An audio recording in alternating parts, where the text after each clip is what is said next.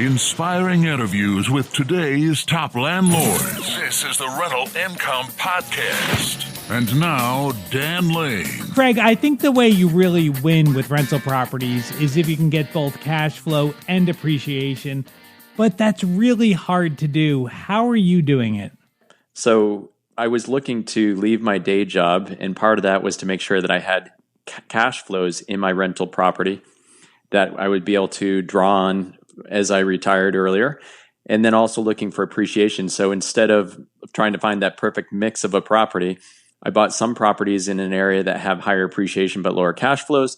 And then other locations, I found some properties that had higher cash flows but probably would not grow in value as quickly. That makes a lot of sense. Instead of trying to find that one perfect property, find two properties, one that's probably going to appreciate and another that's going to cash flow. And that's what Craig's doing. And he's doing it all remotely from out of state. Craig lives in North Carolina, and he's buying properties in New York and Indiana. On the podcast today, we're going to figure out how Craig is finding and managing these properties.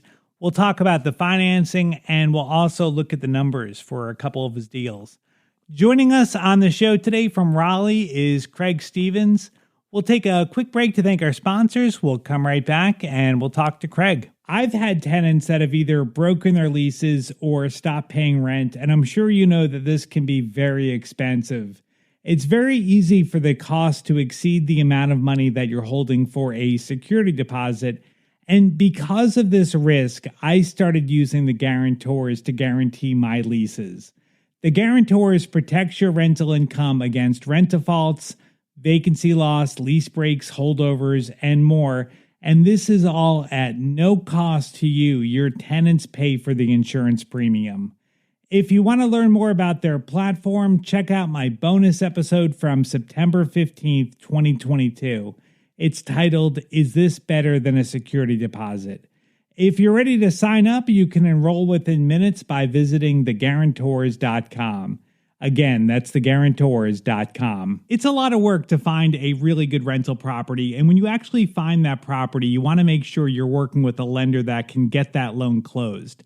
The lender that I recommend is Chaley Ridge from Ridge Lending Group. She's a nationwide lender, and her specialty is helping investors finance rental properties. She has a ton of loan programs, and she can find something customized to you for your situation. If you want to find out more or you're ready to get started today, just go to ridgelendinggroup.com. That's RIDGE lendinggroup.com. NMLS 42056. Rental Income Podcast. Craig, your properties span a pretty big area. How did you decide where to invest? Well, the first ones that I purchased as I started my investment career about 10 years ago, I was working a day job full-time, living in New York City area. So I was living in Westchester, New York, and determined that the best approach for me was to buy a property that was nearby, that I could learn how to develop that property, rehab it, improve the rents. So I started buying purposely within a mile of where I was living. Okay. And then as I started getting more experience and more comfortable after purchasing a few properties in New York, those properties were cash flowing quite small, but they had great appreciation. I could already see that as I was building up my portfolio. Also, my day job, I had an office in Fort Wayne, Indiana. So when I would go down there to visit my team, I would also take some time to myself to be able to look at properties down there and determine that that was a great place for cash flow. That makes sense. Now, when you were looking in Indiana, was it difficult to figure out the types of neighborhoods that you wanted to be in? Because, I mean, you look at any city, there's lots of different neighborhoods, and some might be better than others. Like, how did you figure out where to invest? Yeah, you're exactly right. When I was in New York looking for the right location, I spent weeks and months driving around different areas of towns looking for the right location for the acquisitions that I'd be looking for. When I was in Indiana, my time was crunched, but I did have some fellow colleagues down there that also invested in real estate, and they were able to fast track me to give me an idea as to where the best places to buy in the areas would be. So now, on the other side of this, now that you have properties in two different areas, has one of them worked out better? Like, has has the cash flow properties, like, have they performed better or been easier, or are the appreciation properties better? I guess as far as both management and as far as what's made you the most money. I would say by far the properties in Indiana have been easier to manage. We have long-term tenants staying in those locations. They have had fewer improvements and repairs needed and lower turnover, and rent's been coming in consistently. When you look at New York, it's a more of a tenant-friendly state. So you have these issues around evicting tenants if they're not paying their rents. It can take a long time for that. And then we've also been acquiring in New York much older vintage properties. So early 1900s, and one of my properties is 1895, an old Victorian house that's been converted to three families. Those have required so many more repairs than I would have expected. So yeah, cash flows have been really low on those properties. I've been happy with the appreciation, but I would certainly probably scale back and not invest as much in New York before moving to other locations with better cash flow. Now, I know New York is really expensive and the taxes are really high. Like, are those properties making you money, like, after everything is all said and done? It's pretty surprising to see that my properties in Fort Wayne are pushing off the same cash flows as my properties in New York. However, the properties in New York cost me 3 to 5 times as much as my properties in Fort Wayne for a comparable, number of units. So they are producing cash flows, but very thin cash flows in New York.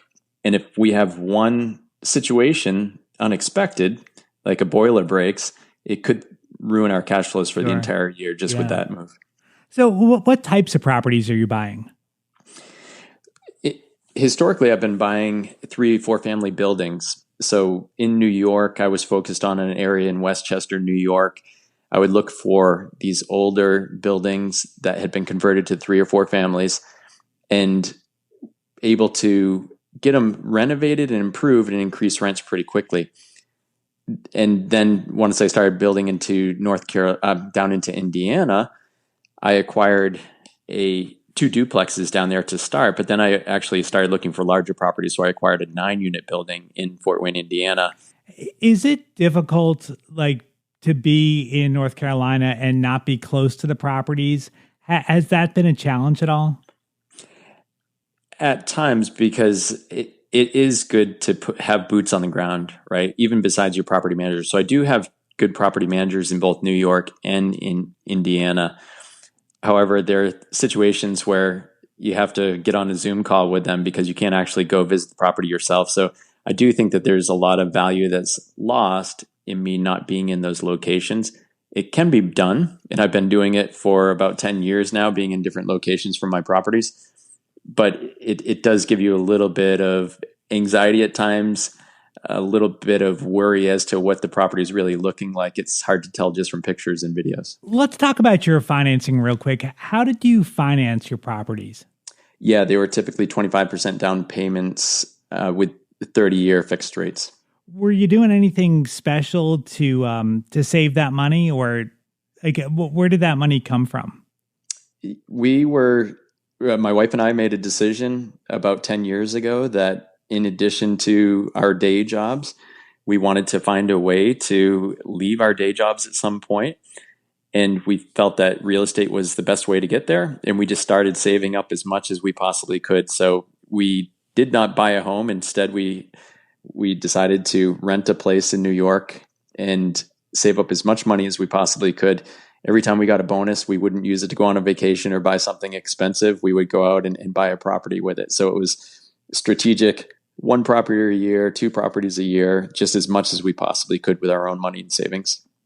Yeah, that's good. Okay, so nothing fancy. I mean, you weren't buying fixer-uppers. It sounds like you've been buying properties that are rent-ready or maybe even rented. Well, we were looking for opportunities that were value add. So I do love this value add model where you can find a property that it's rentable now, but you know that if you can make improvements to the property, then you can increase the rents and you can pro forma that out and see that you can grow the rents pretty substantially. So we would look for properties that maybe were not being renovated, not up to current standards. They were a little bit aged units or exterior, some quick changes that we could make. One of my favorite things to do was to find an opportunity to be able to add a bedroom to a property. So some of these were very large units with only 2 bedrooms. And if there was a way to split a bedroom into a third bedroom, then you could command even higher rent. So I would love to look for those types of situations. All right. So typically when you would buy a property, it would be occupied and then you would do the value add maybe at a turnover, or would you buy the properties vacant? It varied. In a lot of cases in New York, the owners were living on the first floor, and that was typically the larger unit. These are kind of old Victorian houses. So the first floor would have typically a 3-bedroom unit. They would move out once you acquired the place. So that would be the first place that you could make a renovation on. And for some of the properties, actually, they came vacant. So the tenants that were there previously had moved out or were in the process as they found out that the owner was selling it. So if that was not the case, then we would wait for a tenant to turn over. So in some cases, yes, we wait for a lease to turn over, increase their rents. If they decided not to keep it, then we would go in and make a renovation on the property. Yeah, that's a good way to do it. Okay. Well, let's take a look at your numbers here and see how everything is working out and kind of compare the two areas. So let's start in New York. Tell me about one of your properties in New York. Maybe let's start with, how did you find it? This one that I'd talk about was a 3-family building, and I was driving around the area, so almost like a driving for dollars situation, and I saw a sign up, for sale by owner. I love to see those signs. It's hard to find them, but once in a while you'll see those signs. They had it on the market for a while, it turns out. They were thinking of bringing on a broker soon. I called them and we were able to get it off market. So we purchased this place in 2016. It's a 3-family building, about 30 minutes from Grand Central Station by train. So great location, for $382,000. I think at that time the appraisal was closer to $410,000 actually. Okay. All right. So you got some built-in equity there. And then did you put money into fixing it up? Yeah, that property was empty when we acquired it because they had their entire family living there on the 3 floors. However, some of the units were quite left behind from a maintenance perspective.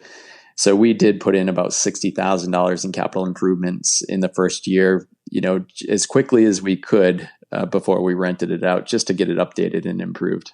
Okay, so you said $382 was the purchase price? Yeah, correct. Okay, $382 and then $60 to fix it up. So you're all in at $442. And then let's look at the numbers as far as the rent. What's it rented for today? About $5,500 a month. Okay.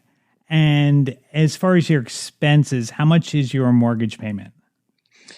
So the mortgage payment on this one is $33,500, and that includes escrow. Okay. So that's your taxes and insurance. Yeah. And now, as far as other expenses, do you have to pay like any utilities for the property or maybe landscaping? What other expenses do you have?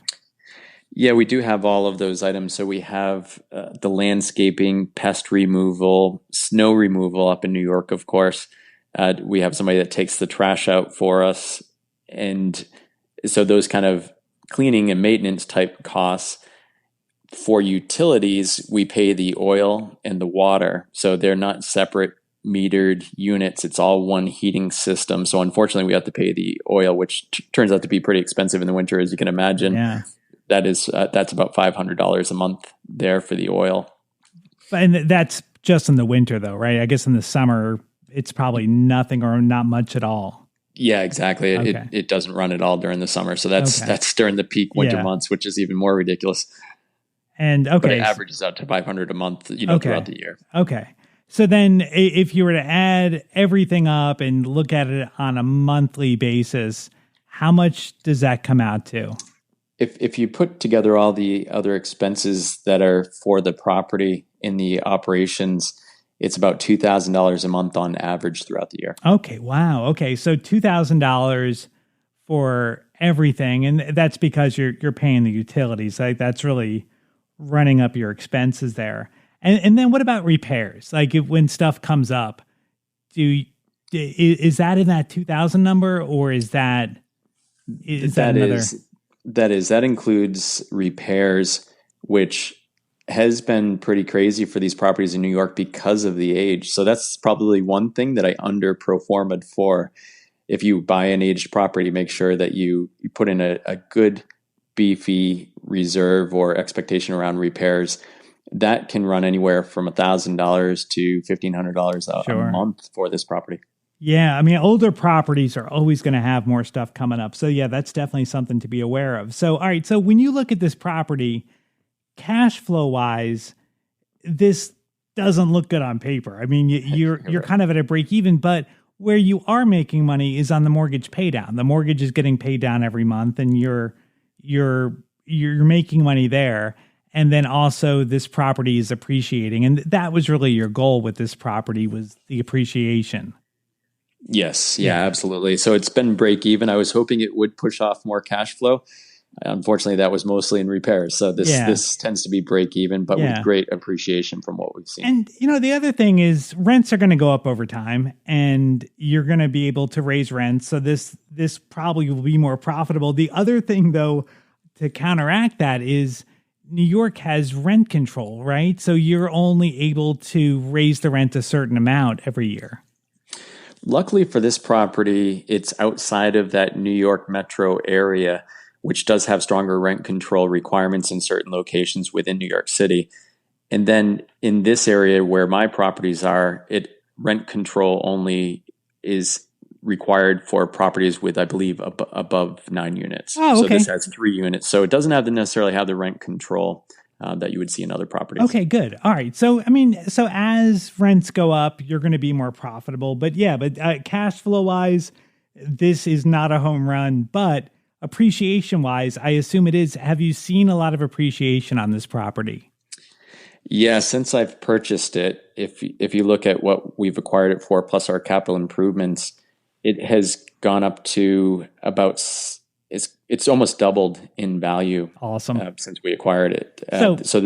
We acquired it back in 2016, and here we are today, and it's doubled in value. So you are making money on it. You just got to think more of it like it's a savings account. Like you're not seeing actual cash in your pocket today, but one day you're gonna realize that appreciation if you end up selling it, and of course you're paying down the mortgage. So now let's compare that to the property in Indiana, your cash flow property. So tell me about this property.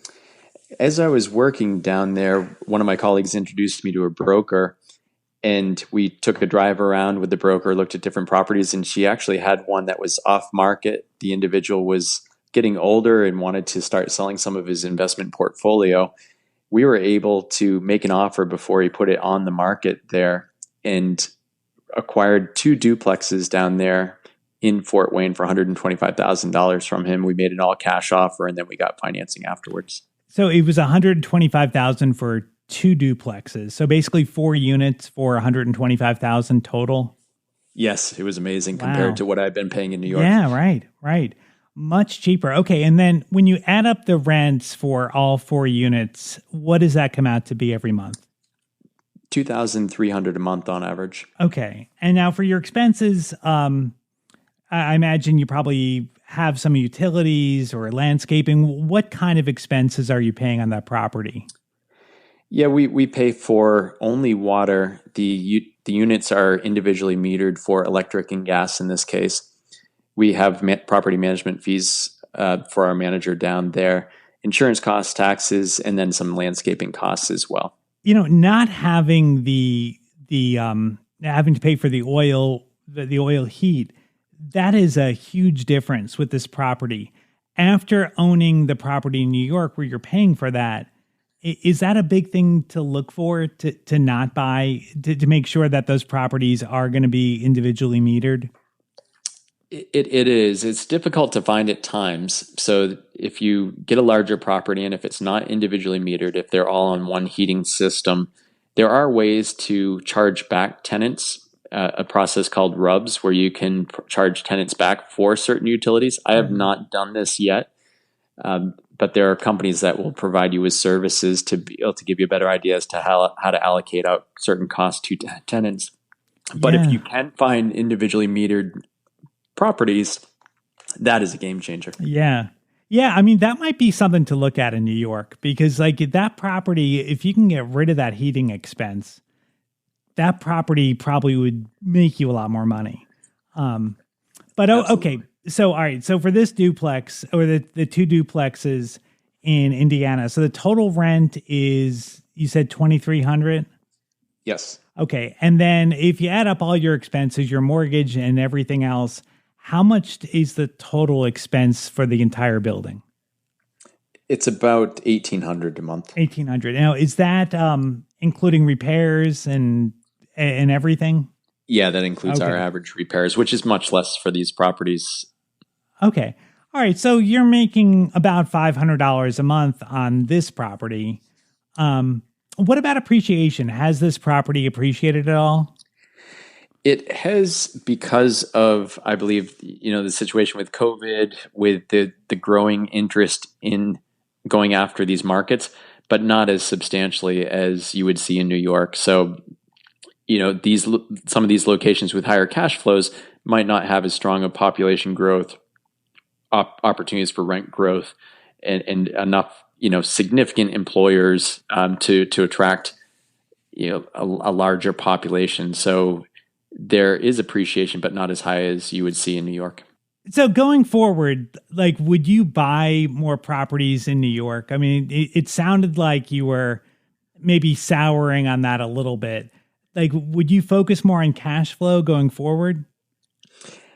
I would tend to focus on cash flow going forward, or a better mix. So these are two opposite extremes in my mind. So we have one location in New York where there's very little cash flow with high appreciation.